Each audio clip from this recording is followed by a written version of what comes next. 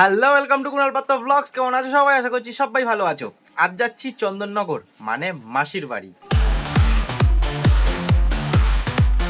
বড় মার কাছে আগে তো আসতে পারিনি, এখনই একটু বড় মার দর্শন করে যাই। ও এদিক দিয়ে ঢুকছে, লাইন দেখো সেই গঙ্গার ঘাট অব্দি চলে গেছে। সুন্দর গাছের জিনিস নিয়ে যাবো বাড়িতে। বাবারে একটু না আমাদের জন্য ঠেকুয়া নিয়ে এসছে। এখন মেকআপ টিউটোরিয়াল চলছে। সারা বছর মাসির বাড়ি যাওয়া আর জগদ্ধাত্রী পুজো উপলক্ষে মাসির বাড়ি যাওয়ার মধ্যে বিস্তর ফারাক। কেন বলছি দাঁড়াও, ওইদিকে ক্যামেরা নিয়ে গেলে বুঝতে পারবে। তো প্রথমে মাকে দেখাই, তারপর অন্য কিছু দেখাচ্ছি। তো মা কি করতে যাবে?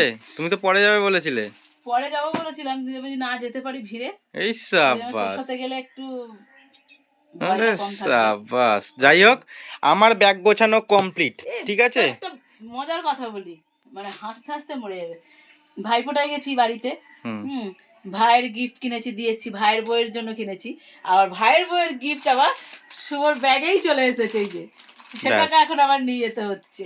এটাই মা ফোন করে বলছে, কিরে সীমার জামা প্যান্টটা কোথায় রে? আমি তো খাটে আছে ভাইয়ের জামার কাছে। বলছে কই নেই তো। তারপরে দেখি ব্যাগ খুলে ঠিক আছে, যাই হোক ওসব বাদ দাও, দিয়ে দেবে। আমার ব্যাগ গোছানো কমপ্লিট, এইটা পরে যাব তাই ওগুলো রেখে দিয়েছি। আমার ব্যাগ গোছানো কমপ্লিট, আমার এক ব্যাগেই সব জিনিস হয়ে গেছে। বড় বড় এক ব্যাগে জিনিস নিই। হ্যাঁ, এখন ব্যাগটা এরকম ফুলে গেছে কারণ অনেক জিনিসপত্র রয়েছে, ঠিক আছে। আর এই দিকে এবার দেখো মায়ের জিনিসপত্র দেখো, দেখি আমার গায়ে হবে কিনা এর ওপর দেখে। হ্যাঁ একটু দেখে নি। বাবা, ড্রেস দেখছো পড়ছে, দেখো সাজার জিনিস রেখেছে দেখো কত, ঠিক আছে। এইসব ব্যাগে ফ্যাগে ঢুকিয়ে নিয়েছে আরো, ঠিক আছে। ও বাবা, ওই দেখো সব হার দুল টুল সব নিয়ে নিয়েছে। আমাকে বলছে ঘুরতে যাওয়ার জন্য যে বড় ব্যাগ আছে ওগুলো কি নেবো? আমি বলছি না না, ওইসব নেবে না। ওই নিয়ে ঘুরতে গেলে কেমন বিচ্ছিরি লাগে না? একটা রাস্তা দিয়ে যাবো নাকি চন্দননগরে ঠাকুর দেখতে যাচ্ছি, একটা বড় ব্যাগ নিয়ে। মাসি বলবে, এই তোরা কি পার্মানেন্ট এসেছিস নাকি থাকতে আমাদের বাড়িতে এত বড় ব্যাগ নিয়ে? এটা কবে পড়বে? এইটা ঘুরতে যাবো, ঠাকুর দেখতে যাবো গিয়ে। আজকেই আজকে পড়ি, কালকে পড়ি। ব্যাগ গোছানোর মাঝে সকালবেলায় একটা আমার দেখা গল্পের কথা চলো বলি। তোমরা তো জানো আমি গাছ লাগাতে ভালোবাসি। গঙ্গার পাড়ে দুটো বড় বড় গাছ লাগিয়েছিলাম। দুটো গাছ ঠিকঠাকই বাড়ছিল, একটাতে গরুতে খেয়ে নিচ্ছিল। তো ওই গাছটার সম্বন্ধে একটা গল্প বলি চলো। গঙ্গার ঘাটে এসে দেখি এই জায়গাটা কেমন ফাঁকা ফাঁকা লাগছে। তারপর দেখি আমার বসানো গাছটাই নেই, এখানে ছট পুজো করেছে, গাছটাকেই কেটে ফেলে দিয়েছে। আর এই যে বড় গাছটা দেখছো, এই গাছটাকে আবার পুজো করেছে। দেখতেই পাচ্ছ একটা ঘটি বাঁধা রয়েছে, ওর মধ্যে হয়তো অনেক কিছু এটা ওটা দিয়েছে, দিয়ে পুজো করেছে। আমরা অল্পতেই জাজ করি, একজনের জন্য সবাইকে খারাপ বলি। তো সব কিছুর মধ্যে ভালো খারাপ আছে। তো একরকম ভালো লোকও আছে, একরকম খারাপ লোকও আছে। সেটা তোমাদের সামনে তুলে ধরলাম, তোমরা বুঝতে পারলে। তো এটুকুনি, একজনের জন্য সবাইকে কেউ খারাপ বলবে না। যত ভাবছি তাড়াতাড়ি বেরোবো, এখন বেজে গেল প্রায় 2:30 বাজতে গেল। হ্যাঁ, তত মা দেরি করছে। তা তুমি রেখেছো কাঁথা বালিশের মধ্যে, কাঁথা বালিশগুলো আমি ঢোকালাম, তা একটা ঢুকিয়ে দেবো না ওর মধ্যে? তা তুমি একটা কাঁথা, তার মধ্যিখানে এটা, তার উপরে আর একটা কাঁথা মশারি রেখে দিয়েছো, তাহলে কি বলবো? সব থেকে বিরক্তিকর জিনিস হলো এই মামাবাড়ি মাসি বাড়ি গেলে এটা ওটা সেটা নিয়ে যাবে। এখন চাল কুমড়ো পাড়তে হবে, এইসব জিনিস নিয়ে যেতে, বয়ে নিয়ে যেতে ভালো লাগে বলো? 2-5 টাকার জিনিস বলছে, এটা গাছের জিনিসটা একটা আলাদাই নিয়ে যাব। এই তুই উঠিস না, দেখতে পাওয়া যাচ্ছে, দেখো এটাই আনন্দ। গাছের জিনিস নিয়ে যাবো বাড়িতে, হয়েছে সবই গাছে। আবার এক্ষুনি বলবে গাছেই তো হয়। তোর জামার সাথে ম্যাচিং রে, কচি আছে ভালো, দেখো। হ্যাঁ অনেক আছে। পুরো ছোট থেকে কেটে, মানে বড় যেগুলো রাখলে হবে না, কেটে নিয়ে চলে আয়। বাবারে প্রথমে একখানা কাটলাম, আর ওই দুখানা তিনখানা হলো। দুটো নিয়ে যাবে, নিয়ে যেতে পারবো তো? তিনখানা নিয়ে যাও না মা। ঠিক আছে, একটা রেখে দিও। ঢুকিয়ে রাখো। ফ্রিজে ঢোকাতে হবে না, রাখ। এটাই ফ্রিজে ঢোকাতে বলছে, তোর বাবার মতন গরম পোস্ত করে ফ্রিজে। ঠিক আছে, এরপরে কি কালো লাগছে তোকে, আবার ফর্সা লাগছে। আরে কেনা কে চাতে হো? একবার কালো একবার ফর্সা, রং চেঞ্জ হচ্ছে গিরগিটির মতন।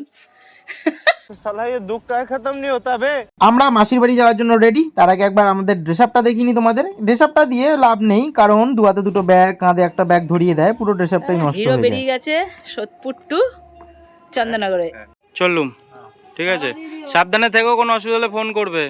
এবার যাব হচ্ছে কোথায় যাবো জানো? নৈহাটি সাইড দিয়ে যাব, কারণ চুচুড়া দিয়ে যাওয়া যাবে না। রিসরাতে পুরো পুজো হচ্ছে, জগদ্ধাত্রী পুজো, প্রচণ্ড ভিড় হবে।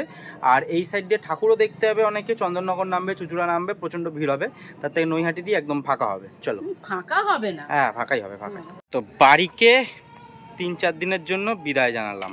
তাড়াবাড়ি চলে এসেছি নৈহাটি। কিন্তু তার আগে বলি, মায়ের ভবিষ্যৎবাণীটাই ঠিক হয়েছে। ট্রেনে এত পরিমাণ ভিড় ছিল কি বলবো তোমাদের। বড় মার কাছে আগে তো আসতে পারিনি, এখনই একটু বড় মার দর্শন করে যাই বাইরে দিয়ে, রিস্কায় আছি তো। এখনো যা ভিড়, অবস্থা খারাপ। মানে শনি মঙ্গলবার করে তো এসো না যদি ফাঁকায় ফাঁকায় পুজো দিতে চাও। বড় মায়ের এখানে হয়েছিল পুজোর পর জায়গাগুলো কেমন থাকে সেটা তোমাদের দেখানোর চেষ্টা করছি। দেখো, ও এটা জগদ্ধাত্রী, বাহ, প্রথম জগদ্ধাত্রী ঠাকুর দেখলাম।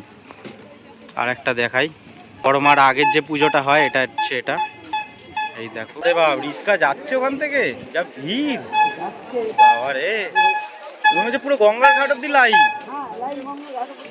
বাবা রে। হ্যাঁ, এইদিকে হচ্ছে ভোগের লাইন। যেহেতু আজকে শনিবার, আজকে ভীষণ ভিড়, তো এদিকে ভোগের লাইন। যাদের পুজো দেওয়া হয়ে গেছে তারা মনে হয় আবার লাইন দিয়ে ভোগ নেবে। আর ওই দিকটা দেখো, আগে প্যান্ডেলটাই দেখো, ওই যে ভোগটা দিচ্ছে এখানে, দেহ খুলে রেখে দিয়েছে বাবা রে। ইসকাজে যেতে দিচ্ছে, এটাই ভাগ্য ভালো আমাদের। এখনো একবারও ভেতরে ঢুকতে পারলাম না, টানছে না কেন কে জানে। দেখো ভেতরে ভিড়টা দেখতে পাচ্ছ তোমরা, ও এদিক দিয়ে ঢুকছে। লাইন দেখো সেই গঙ্গার ঘাট অব্দি চলে গেছে, গঙ্গার ঘাটটা ওই দূরে। আজকে জগদ্ধাত্রী পুজোর অষ্টমী, তাও এই ভিড়। আমরা রিক্সা স্ট্যান্ডে নামলাম, তারপরেও গলির ভেতরেও লাইন, পুরো এইদিকে লাইন গেছে গলির ভেতরেও। দেখি গলির ভেতর, ও বাবা বাবা রে, গলির ভেতর যারা আছে মোটামুটি 8টা বাজবে তাদের। আমি আগের বছর কালী পুজোর পরে একটা কথা বলেছিলাম, সেটা আবার রিপিট করতে চাই। দেখো কাঠামোগুলো কোথায় পড়ে আছে, যেখান দিয়ে ড্রেনের জল নামছে সেখানে। আমি এটাই বলতে চাই, বিসর্জনের পরেই কি আমাদের ভক্তি শেষ, আমাদের কাজ শেষ? বড় মাকে বা কালী মাকে আমরা এত ভক্তি করি, অথচ মায়ের কাঠামো পড়ে আছে যেখান থেকে ড্রেনের জল নামছে। চলো চলে এসছি আমরা। এটা কে? তোমার কি চাই? তোমার কি চাই এখানে? চুচুড়ার লোক চন্দননগরে কি চাই? চন্দননগরের লোকের পুজো, আর দূরের থেকে লোক আসবে। হোয়াটসঅ্যাপ ঘেমে ঘুমে কি, আমরা দূর থেকে আসছি, ঘেমে নেই। কাজ করছে না, ঘরবাড়ি সাজাচ্ছে, রান্না করছে, লোকজন আসবে, এটা ঠাকুরের জিনিসটা কোথায় রাখবে? দুই বোনকে একসাথে দেখাই একটুখানি। তো মাসি আমার জন্য ঠেকুয়া রেখেছে, ঠেকুয়া খাবো। আর মেসো এদিকে ড্রেস চেঞ্জ করে দিয়েছে। কি গো দিদা, কিছু বলতে চাও? আমি আর কি বলবো, এই জগদ্ধাত্রী পুজো উপলক্ষে হ্যাঁ আমার বড় মেয়ে আসলো। আচ্ছা, মেয়ের বাড়িতে আমি আছি। আচ্ছা আচ্ছা, তা ঠাকুর দেখতে যাবে তো? ঠাকুর দেখেছো? কটা ঠাকুর দেখেছো? আমরা স্বামী স্ত্রী দুজন গেছিলাম। গিয়ে আমরা দেখেছি প্রায় 20-22টা ঠাকুর দেখেছি। এই গ্যাস দিছিল, দেখলে?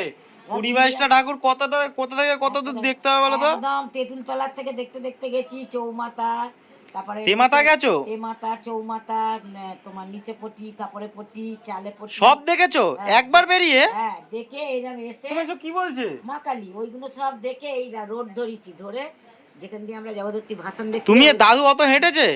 দালান, চাপাতলা দালানের ওখান দিয়ে বেরিয়েছি সোজা, ওই রাস্তা দিয়ে এসে পেট্রোল পাম্পের ওখান দিয়ে সোজা এসে ওই রাস্তা দিয়ে বেরিয়ে কুন্ডুঘাটের দালান ঠাকুর গতি, ঠাকুরটার না এ দিয়েছে প্যান্ডেলে গতি, ওটা দেখলাম। ओ भाई मारो मुझे मारो। দাদু মানে যা হেঁটেছে, যা রুট বললো, আমরা এতটা হাঁটতে পারি না। অনেক, মানে পুরো চন্দননগরটা বলে দিল, চন্দননগরের সবকটা বড় প্যান্ডেল। দিদা দিয়েছে আমাদের মিষ্টি, নাও তুমি একটুখানি খাও। না না, একটু নাও। আরে তুমি তো বলছিলে মিষ্টি খাবে।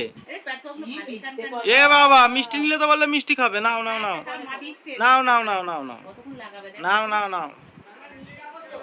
ঠান্ডা আছে মনে হয়। ঠিক আছে। এটা দেবো একটা। আবার কি দিচ্ছ? তোরা কি খাবি? তোরা খাবি? সবাইকে দিয়ে খাবো। সবাইকে দাও, আগে দাও। আমরা কেউ খাই না। খাও। ও মাসিকে দাও, মাসি।